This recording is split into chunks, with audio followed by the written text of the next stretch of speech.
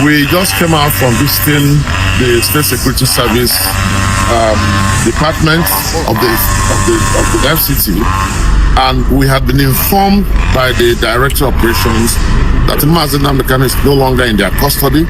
They have been moved to a safe correctional facility in Sokoto State.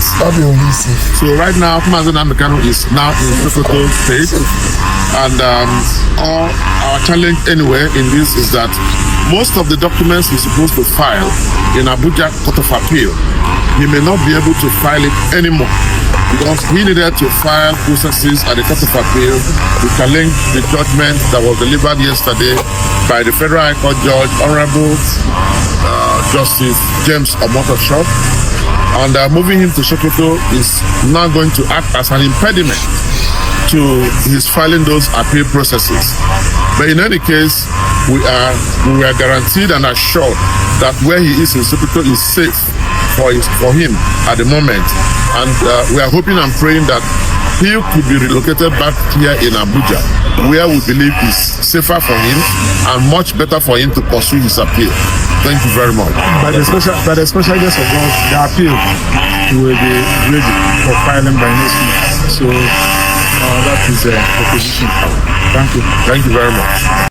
If Nnamdi Kanu were to be from the north,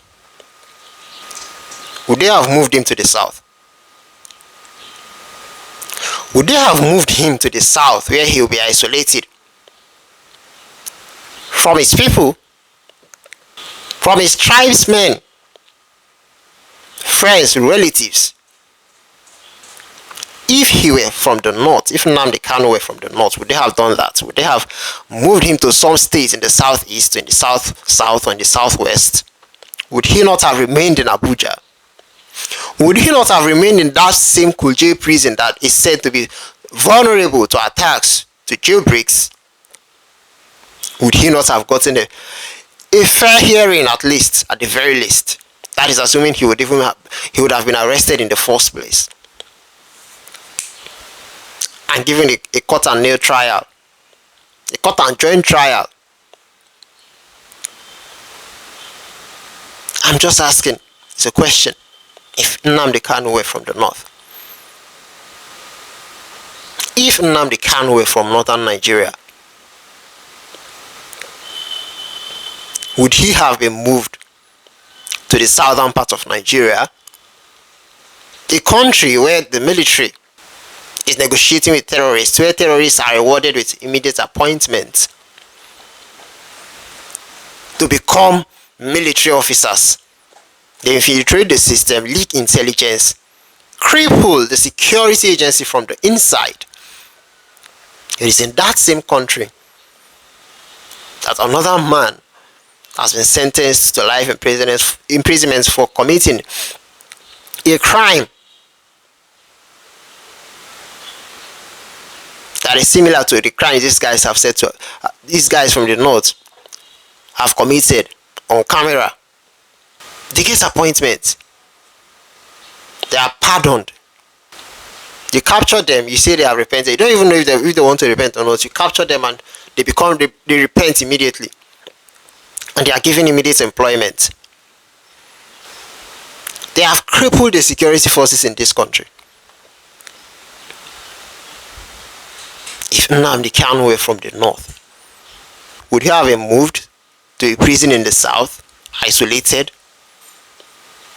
made to face the level of injustice that he is currently facing if he were from the north? So it is obvious that we have two countries in one country, because the law for the northerners is very different from the law from the southerners. Whether you accept it or not, it is a fact.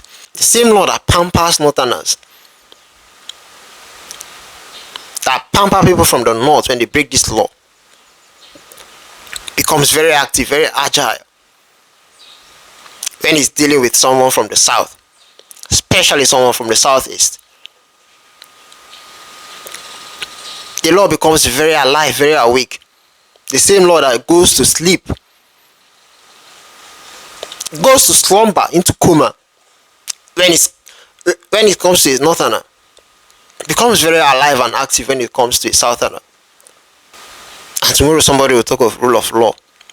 Rule of law in this country. A law that works for certain set of people.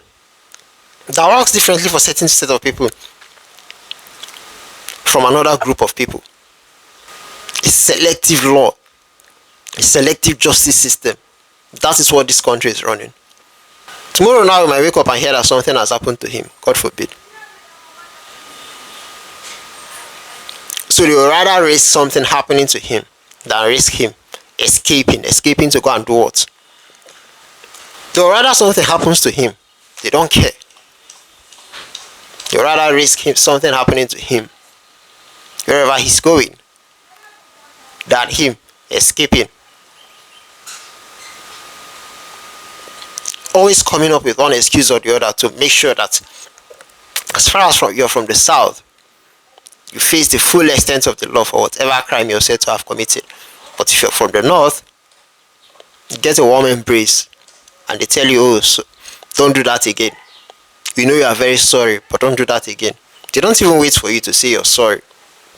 If you're from the north, they are the ones that will tell you, oh, we know you're sorry, you have repented, come and join us. And now they have crippled our security agency. They can't do nothing anymore. Nothing. It's game over for this country. It is game over. You're not moving out. You're not changing that naira. You have yourself to blame at the end of the day.